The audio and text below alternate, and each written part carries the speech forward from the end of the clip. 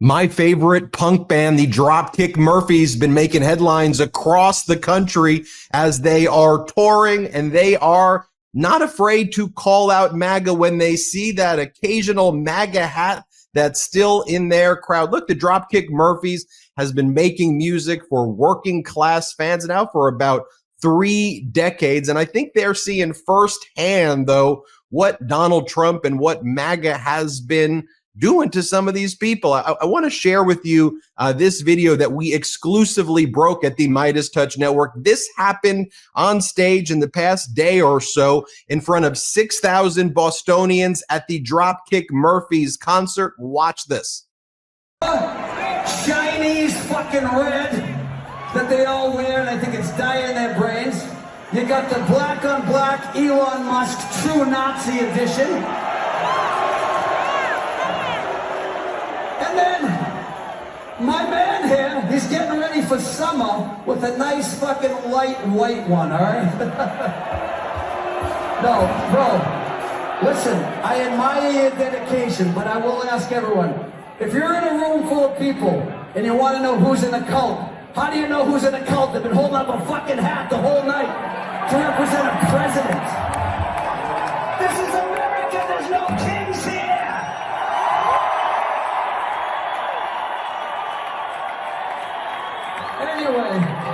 Anyway, do you mind, sir?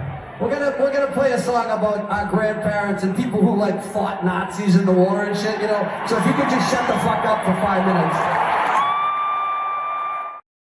Let me show you another incredible moment from another show recently where the lead singer, Ken Casey, just showed the crowd and an audience member who was wearing a MAGA cap, the difference between made in America versus made in foreign countries. Here, watch this. Where the fuck are all the other punk bands? The reason we speak out, we don't care if we lose fans, because when history's said and done, we want it known that Dropkick Murphys stood with the people, we stood with the workers. Okay?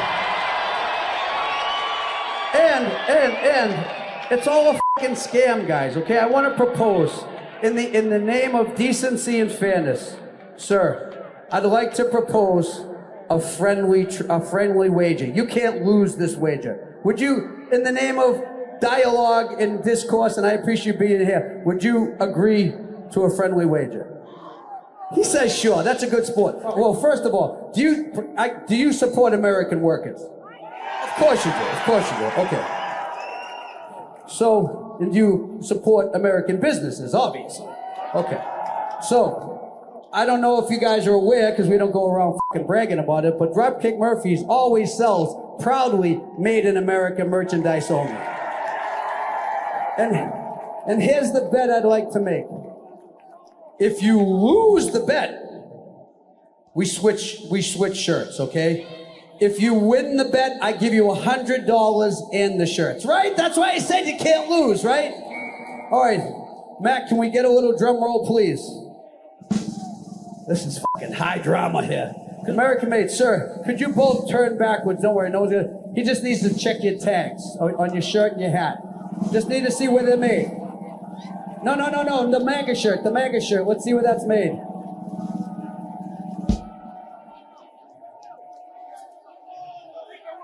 It's made in Nicaragua! Oh!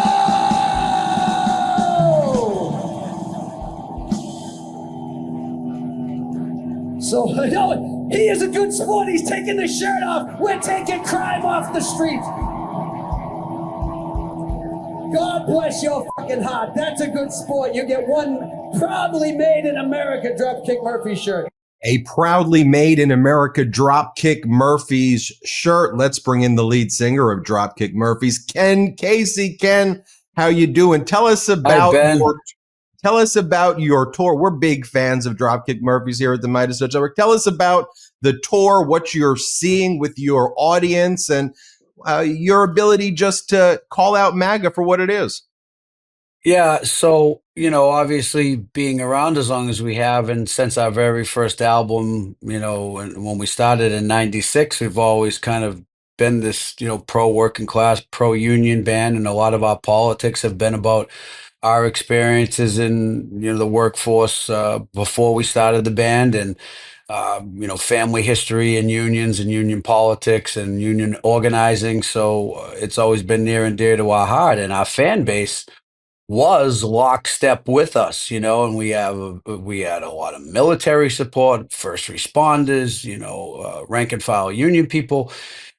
And once that guy came down the escalator, man, and started telling everyone the lie, all of a sudden, a big portion of our fan base is like, what's with this politics all of a sudden? I said, all of a sudden, one thing I can say is that we have not changed our message from the beginning in 1996 till now. Unfortunately, a lot of people, that are in all those categories I mentioned have been, tricked to think that a grifter billionaire who wouldn't know how to, you know, sit in a room full of regular people, is looking out for their best interests. So, my goal is not to come out on stage and berate our fans. Those two instances you just showed were the first one the second one that you showed in Florida.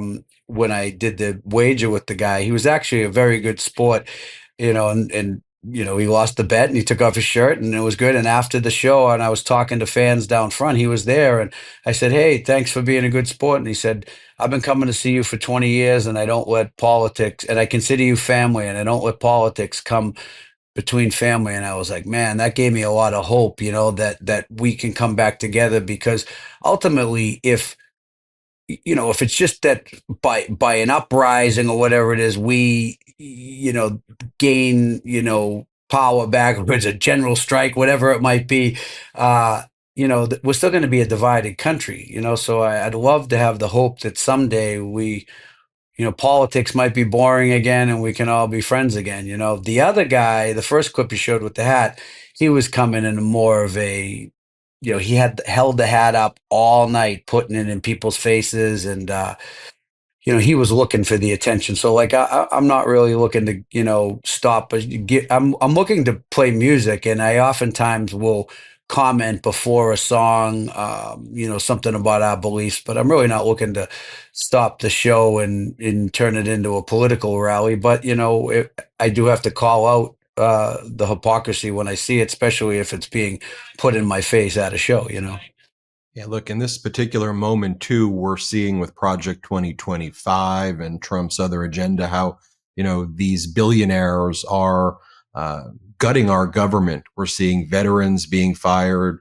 You got Elon Musk calling Social Security a Ponzi scheme while destroying government agencies, and then kind of just mocking working class people. I think Elon Musk says that, and Trump has said before, I think that they don't even believe in the concepts of unions, or Trump's laughed when Elon Musk's, fired striking workers, and Trump found that hilarious. And so, look, this is a major topic of conversation right now.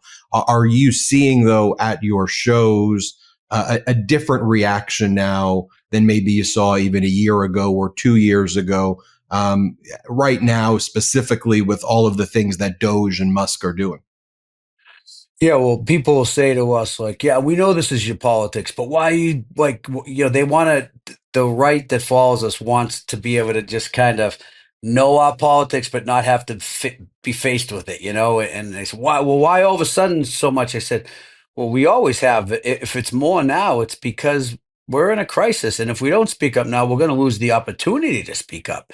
And all the things you mentioned, especially, like organized labor, and I get it. I get the anger and people feeling like the Democrats have let them down as well. But if you want to look at the voting records, and you want to look at, like you said, the two guys in charge, whoever you want to call the president, I'm not sure which one really is, they literally laugh at working class people. How you can vote with that, I don't know. And I do see a change, because I think that, especially like in the online world, that the bullies will always bully, but like MAGA had dominated that. They almost had scared people into submission, and people would, even a lot of other bands, they just kept their head down because they didn't want it to affect their business. They didn't want it to put the bullseye on them. But listen, they're coming for everybody eventually, right? So you better speak up now and don't be afraid. And if you want to be silenced because you think it's going to be better for your business. It's like in the long run, there's only a few ultra wealthy people that this is going to benefit. Everyone else is going to suffer, and someday you'll also carry the shame if you're a band or whoever that you didn't speak up when the time was called for. So that's why we do it now, and we've just it's what we've always been about, and I think that working class people on the left in particular need to stand up, because there's this whole like mentality that MAGA has painted that, like, you're either MAGA or you're, drinking soy lattes, or whatever, and there's a lot of people that are just like, we're just regular people, but we don't want a dictator. We don't want to see people's benefits ripped away, especially veterans and people who have worked their whole life to pay into Social Security. I just don't understand. If someone was going to trick Americans into what has happened, I would have like thought it might have been like a Brad Pitt or someone a little bit cooler or whatever. Like the fact that Elon Musk, the guy looks like literally seems like a villain from a movie, mixed with the guy that's like mid nervous breakdown. And Donald Trump's just a clown. I just can't believe how they've been the two that are swaying people's views. It's crazy, and I'm 100% convinced that Donald Trump is a Russian asset, and because his behavior and the things he's done. And one other thing Dropkick Murphys has always been about is like a lot of songs about standing with your friends and family and the things you believe in, whether it's politics or just how you were raised. And Donald Trump is the exact opposite of everything we sing about. He's turned on his friends. He's turned on America's friends and our allies. And he's a rat and a coward, when you think of it that way. America shouldn't be turning on our allies, So that's how we feel. One of the things that they do, though, to try to ingratiate themselves in the culture, as you say, like, how do people buy into what they're saying, though, is they take a lot of cultural moments and songs and music, and they pretend that they're endorsements of them. You've seen this recently as well, where someone like Don Jr., as of last week, was posting your music. He was posting your song, Returning to Boston. And then you responded as follows to him. This was the DM. This is a cease and desist letter, if I've ever seen one, right here. He posts your music, and you go, "Take down our music, you nepo dictator crackhead." And he was posting, "I'm shipping up to Boston." He was playing the music. So tell us about your version of a cease and desist letter and what went through your mind when you heard him playing your music. Yeah, I mean, it's just kind of stupidity to just not, it's like, these people just don't read the room, and I mean, Don Jr., don't even get me started. I, they're definitely not welcome to play our music. They have a very limited amount of musicians that want them, will allow them to play their music, and yeah, I just don't want, nobody wants their work associated with this regime, and it's sickening, but it also shows how like little they're reading the room, Absolutely. I want to tell everybody about your live show this evening. You can go find the live show right there. It's at veeps.events/Dropkick Murphys. Veeps.events/Dropkick Murphys.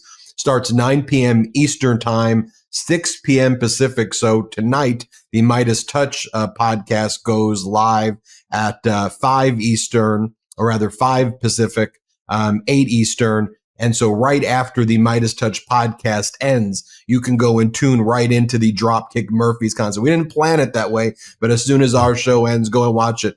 Anything else you want to say before we go, Ken, just to your fans and to the American people in general? Yeah, I just like that the American people, like I said, we started to touch on it, but I got a little sidetracked to say that I now see that I think that people are starting to, take back the airwaves, starting to rise up, the MAGA cancel culture and all that, like go woke, go broke. That's over, man, and like we've been around doing what we do before the word woke existed, so like whatever you're trying to do with the go woke, go broke is it's not working. You know what I mean? It's not working. And where we appreciate all the people that have supported Dropkick Murphys and our message and our music. And, yeah, cool if you tune in tonight. It's the final show of our tour, the final show of 4 shows in Boston. We do a little special thing tonight where we play like all the old school music back from a lot of the songs from the 90s and stuff. And, yeah, it's a special night to wrap up in our hometown on St. Patrick's Day. I'd like to wish everyone a happy St. Patrick's Day. And, thank you guys for all you do on behalf of democracy. And it's awesome to have your platform reaching so many people. Well, appreciate you. We got Ken Casey from the Dropkick Murphys on St. Patrick's Day, on the last day of the Dropkick Murphys tour. Ken, great to see everybody. Check it out. Veeps.event/Dropkick Murphys. As soon as the MeidasTouch podcast ends tonight, go check out the Dropkick Murphys concert. Thanks, Ken. Thanks, Ben. Everybody you too. Everybody hit subscribe. Let's get to 5 million subscribers. Can't get enough Meidas? Check out the Meidas Plus Substack for ad-free articles, reports, podcasts, daily recaps from Ron Filipkowski, and more. Sign up for free now at MeidasPlus.com.